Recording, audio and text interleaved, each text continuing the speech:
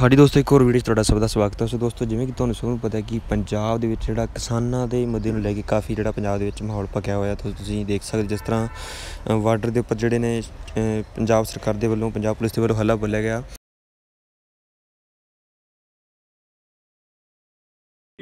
ਇਹ ਬਿਲਕੁਲ ਗਲਤ ਪ੍ਰਚਾਰਿਆ ਜਾ ਰਿਹਾ ਹੈ ਕਿ ਕਿਸਾਨਾਂ ਦੇ ਖਿਲਾਫ ਕੋਈ ਕਾਰਵਾਈ ਕੀਤੀ ਗਈ ਹੈ।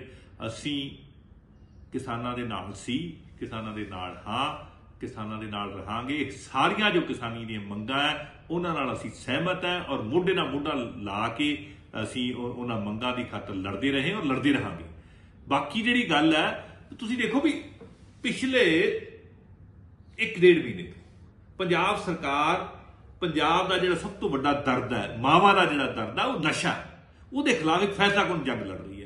ਔਰ ਅਸੀਂ ਨਸ਼ਾ ਤਸਕਰਾਂ ਨੂੰ ਫੜ ਰਹੇ ਹਾਂ, ਜਿਹੜੇ ਕੋਈ ਹਥਿਆਰਬੰਦ ਨੇ ਉਹ ਉਹਨਾਂ ਨਾਲ ਇਨਕਾਊਂਟਰ ਹੋ ਰਹੇ ਨੇ, ਘਰ ਢਾਏ